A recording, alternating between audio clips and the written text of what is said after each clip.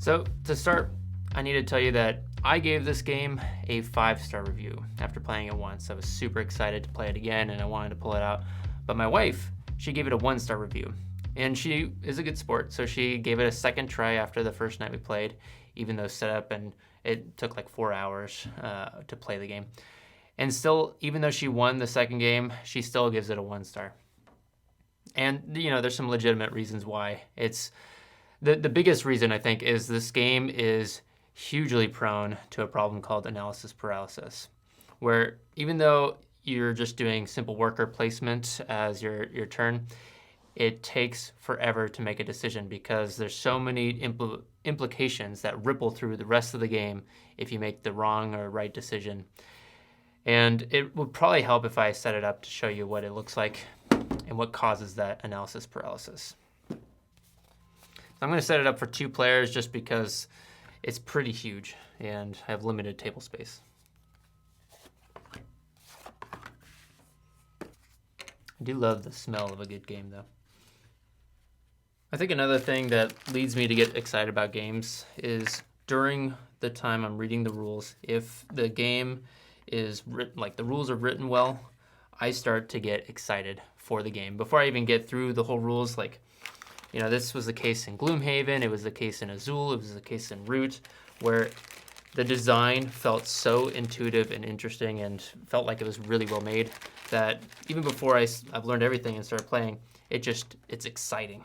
That's part of Pipeline. It felt really exciting reading the rules and feeling like I could understand it and grasp it really quickly.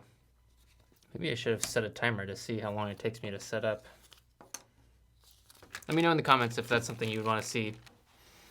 All right, set it back up. So the big thing about this game is you're trying to kind of survey all the information, and the pipes are randomized here. The amount that certain oils cost to upgrade varies. The cards in which you can use to upgrade and get more points at the end of the game, those change as well.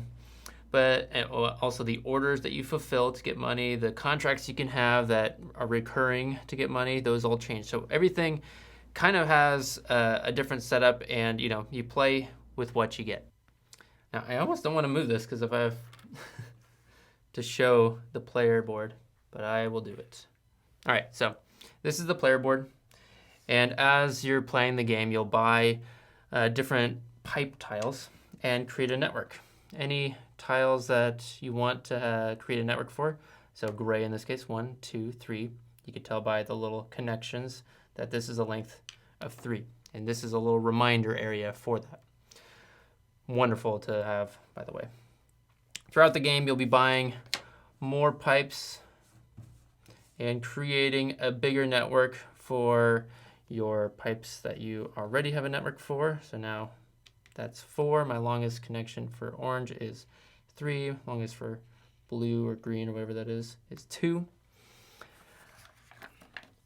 Let's keep growing this. Love that. Now it's 2 becomes 4 with just 1 piece. 4 becomes 7 with just 1 additional piece as well. It's lovely. Maybe I want to extend gray. So gray is 1, 2, 3, 4, 5. Blue is now 7. I feel like that was a great move. And you know, that's one I would take careful consideration to extend blue and get this huge loop in just as few tiles as possible because that saves me money. Like, that's a fun decision to make. Orange is still at 3. So now I need to buy some oil. I need to have some on, and I would at this point probably have oil if I had a network this large, maybe in different stages of refinement. But essentially,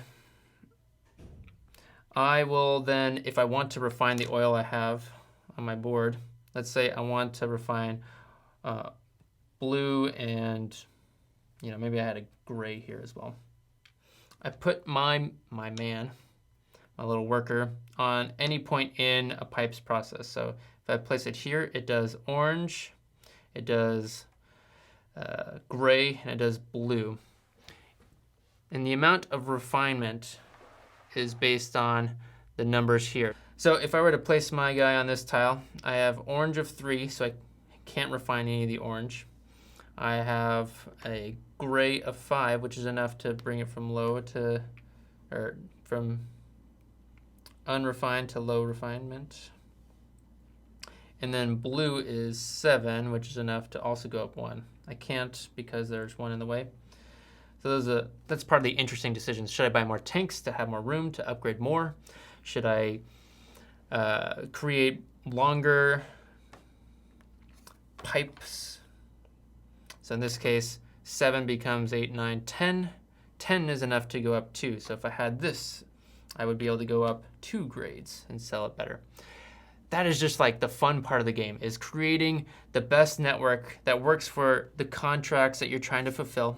So maybe you're going for these contracts, you need these particular oils, and you have them every round. Or maybe you're going for a big order, that's a one-time thing. Like, these are the decisions that you're thinking through. How do I upgrade my pipes with the upgrade cards, with the right pipes to add to it, with the right tanks to fill up, the right contracts to fulfill, and I don't want to get penalized, so maybe I just sell early for just a few bucks to be able to buy the right things before the end of the year where we check if contracts are met or not. This is why I think the game is outstandingly fun. 4 or 5 stars. It's great because I am doing all the things that I love doing, making hard decisions and trying to optimize the engine that I built. So that's Pipeline.